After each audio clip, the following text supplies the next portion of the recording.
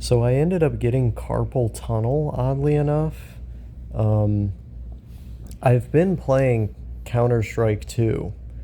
As all of you know, I have talked about Counter-Strike 2 pretty much endlessly on this channel, and even though I've only been playing it for like 30 hours in the past 2 weeks, I was playing it more intensely recently for like 3 or 4 hours in a day, and because I had accrued damage previously, due to the fact that I had played it so much, I'm talking like 8 hours a day some days, sometimes like 10 or 12.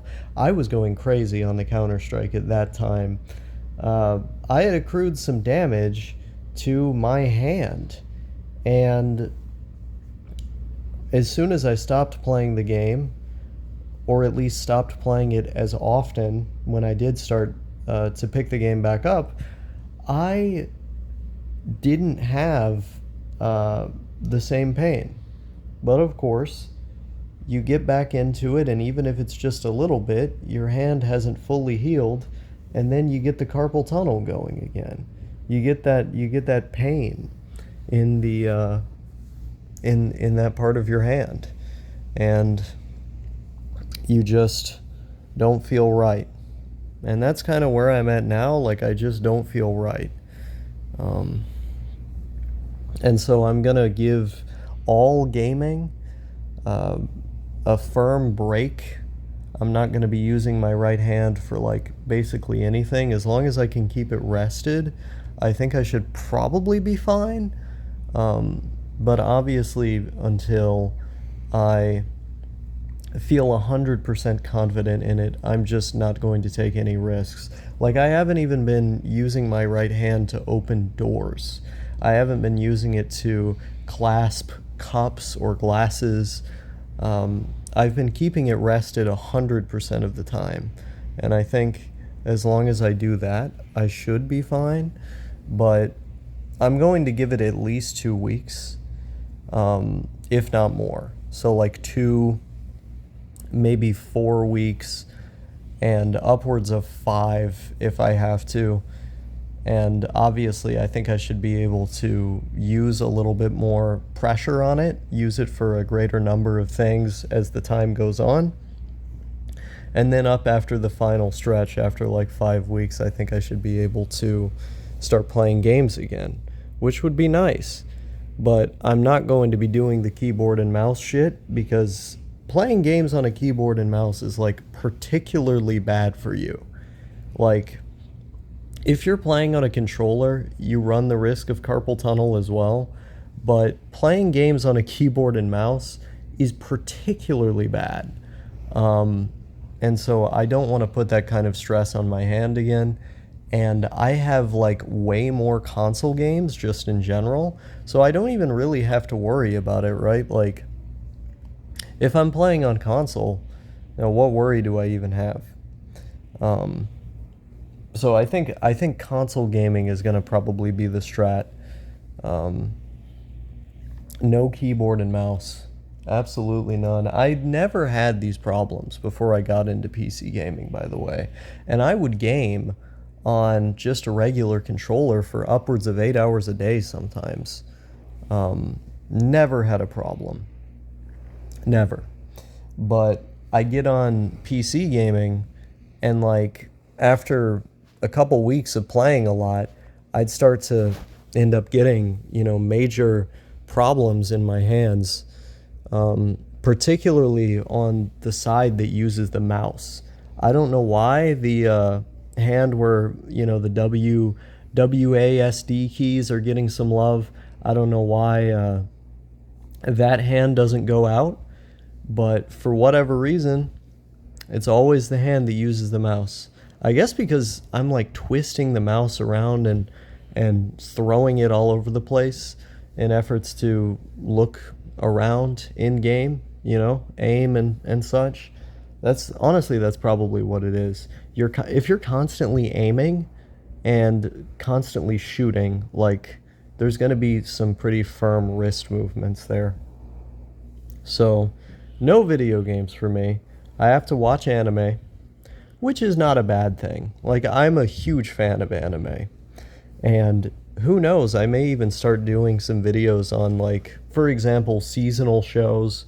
Or one idea that I had that I thought would actually be more fun is videos on the seasons of anime from yesteryear. So, like, let's say I do a video like watching every summer 2001 anime until I drop it. You know, just an example. I think that would be pretty fun. Um, in particular, like 2000s anime have had me by the neck recently. Like, I've been watching, I believe it's called Binbo Shenmai Monogatari, which is a show about sisters who live in an apartment after their parents, uh, or one of them it becomes deceased, and I think one of them is lost to like a gambling addiction. Um, yeah, it's pretty difficult subject matter, but it runs as a slice of life like Iyashike type show.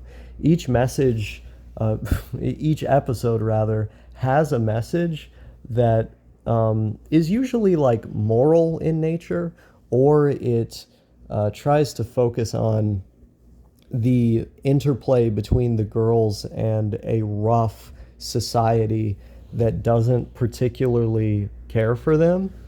Um, and it shows this kind of human suffering while at the same time not over dramatizing it, but instead like showing the humanity of the characters and the optimism of both them and the people they meet in that world.